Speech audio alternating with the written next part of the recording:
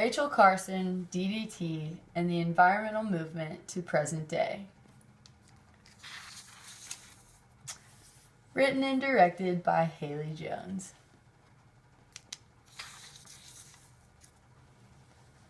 Who is Rachel Carson and what is DDT?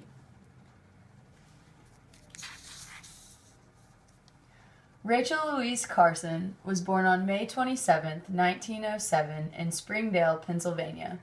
She grew up in the same small town where she found a passion for writing and all things that had to do with the ocean, including marine biology.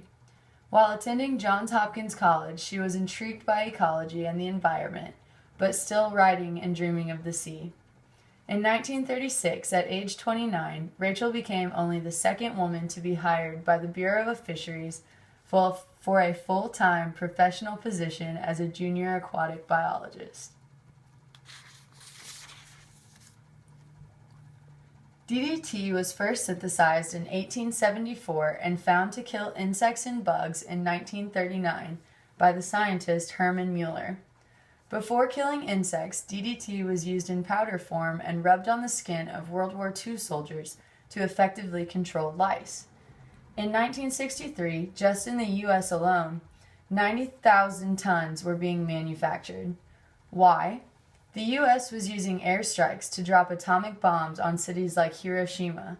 If we could use the air to kill people, why not use it to kill bugs threatening our food crops?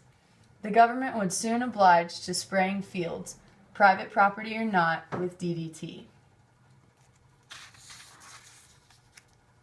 Rachel began writing articles and doing radio shows speaking out about the aquatic life and the Chesapeake Bay.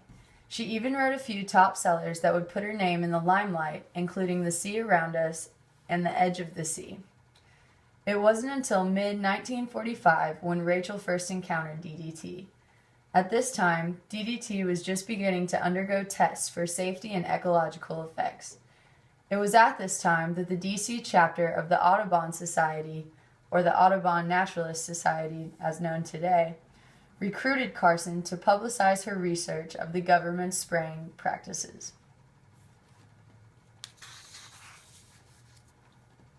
Rachel began her research by talking to scientists who had already been documenting the physiological and environmental effects of pesticides. She also had ties to government scientists who supplied her with confidential information. Among the scientists this young environmentalist was speaking to was Wilhelm Hooper, a researcher at the National Cancer Institute and founding director of the Environmental Cancer Section. Hooper showed Carson research proving that DDT is a carcinogen, which is defined as any substance or radiation agent directly involved in causing cancer.